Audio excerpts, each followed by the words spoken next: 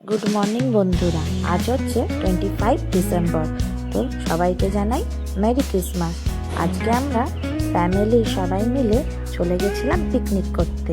Picnic স্পটটার নাম হচ্ছে গঞ্জ। সেখানে ফাগুনের মোহনা বলে একটি ফার্ম হাউস আছে। সেইখানে ব্রেকফাস্টে গিয়ে দেখি ছোলা, শসা, বেগুনি আর মুড়ির আয়োজন করা হয়েছিল।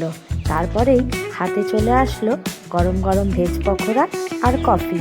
ভেজ পকোড়া আর কফি খেতে খেতে সবার সাথে গল্প, হাসি ঠাট্টা, হই হুল্লোড় করা হচ্ছিল। তারপরে আমরা চলে গেলাম ফার্ম হাউসের ভেতরে। ফার্ম হাউসের ভেতরটা কিন্তু খুব সুন্দর সাজানো গোছানো, গাছে কত সবেদা ঝুলছিল।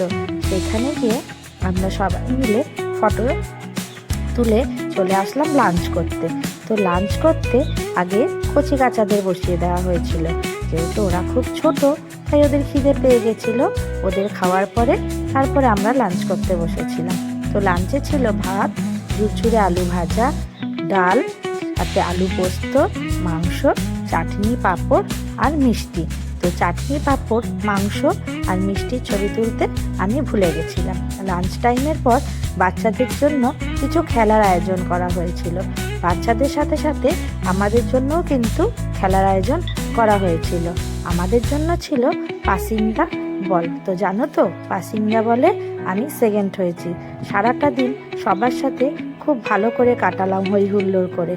তো জানিও আজকের আমার এই মিনি ব্লগটা তোমাদের কেমন লাগলো। টাটা, বাই বাই বন্ধুরা।